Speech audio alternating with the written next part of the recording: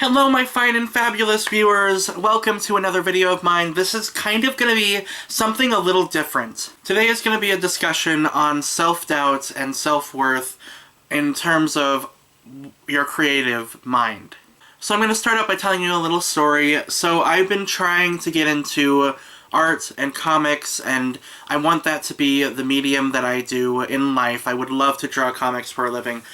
I've realized that now. Like, I used to want to be a writer, but I love art so much that I feel like if I combine the two, I'm basically set. And I love to go to anime conventions. That's one of my favorite things to do in the entire world. And I love meeting the creators, content creators for comic books, content creators for manga, if I ever do get to. I would love to. And also, of course, voice actors. That's one of the main draws for going to a convention, is getting to meet and hang out with some voice actors that I adore. And at Youmacon this year, I'm going to be meeting J. Michael Tatum, who is one of my favorite voice actors of all time. And another thing I love to do is to draw gift art for the guests that come to conventions. So a couple weeks ago, I started drawing something for J. Michael Tatum, and I was really passionate and excited to start drawing it. And then when I finally started finishing it and adding the final details, I got a really bad, like, self-doubt rain dripping on my body. I looked at my art and I compared it to Yana Toboso, who is the main artist that drew Black Butler. I compared it to her artwork, and that was a grave mistake.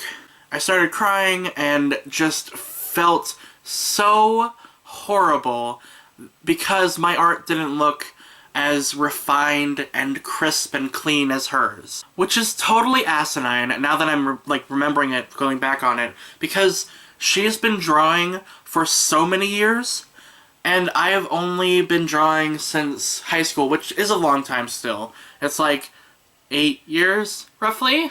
Huh? I don't remember. My memory is but still, I'm still refining my own craft and making my own style. I'm still working on it.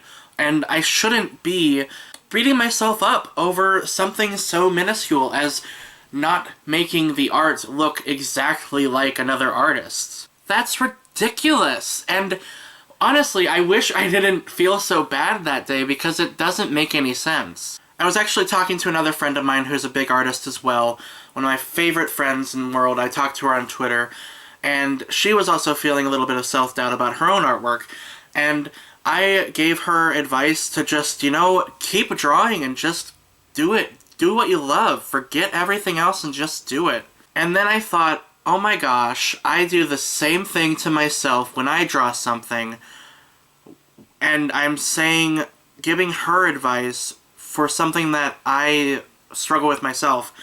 What's wrong with me?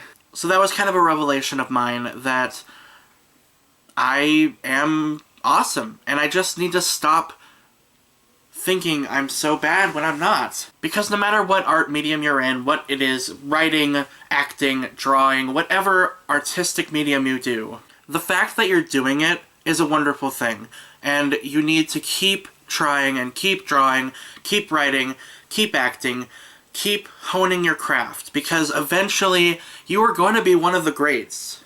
And it's also important to note that we're not on this earth for very long, so we should be creative and be artistic and just enjoy life while we can.